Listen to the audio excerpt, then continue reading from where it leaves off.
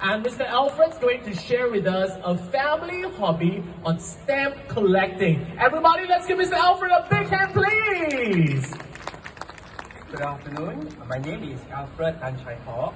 My story today is entitled Family Hobby Stamp Collecting.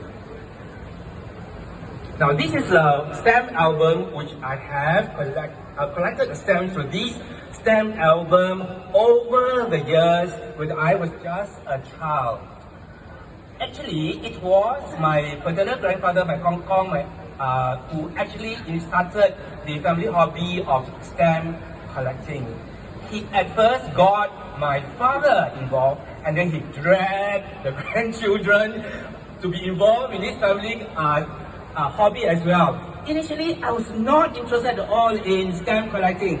I was more interested in other childhood pursuits and games like one leg, if you recall the one leg game, chapte, hantam bola, gasing, hide and seek, police and thief, and all other things except stamp collecting. What was the point of it all, I asked myself. So I looked with bewilderment at the unflagging commitment that my family members took to laboriously search for the stamps from different countries, and then they will take out the stamp, cut them out, many stamps, one stamp, many stamps, and then soak it in the water, and then when they're dried, they put it and insert it into the stamps from the various countries. I was still not interested initially, but as I grew older, I did master enough passion and took the single step, the decisive step to search for stamps, and like my family members, took out the stamp, cut them out, soak it in the water, and then put it and insert it into this album that you see here. And thus, as a result of these, I have many stamps now in my album. Actually, when I was younger, I also asked myself, why were there so many people's heads on these stamps? What was the point of having all these people's heads? But it got me interested to find out more about these people in the stamps. So I made my way to the National Library.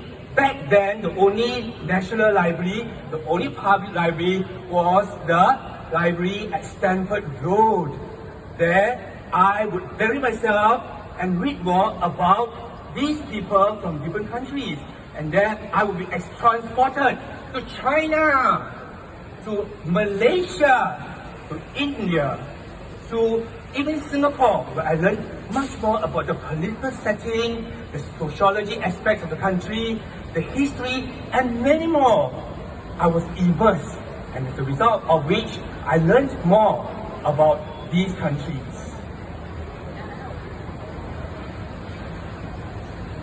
So the man over here, I found out was Sukarno. Sukarno was the charismatic leader. He wasn't just a man on the face, on the stamp.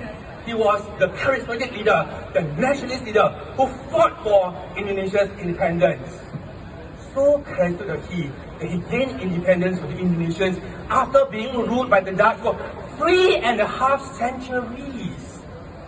Queen Elizabeth II was a ruler from the long lineage of rulers from once upon a time, the most powerful empire in the world, the British Empire. And Singapore was one of the colonies under this British Empire. And I learned how Lee Kuan Yew fought for the independence of Singapore from the British.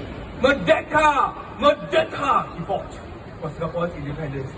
Thus, today we can sing Majulah Singapura, we the citizens of Singapore.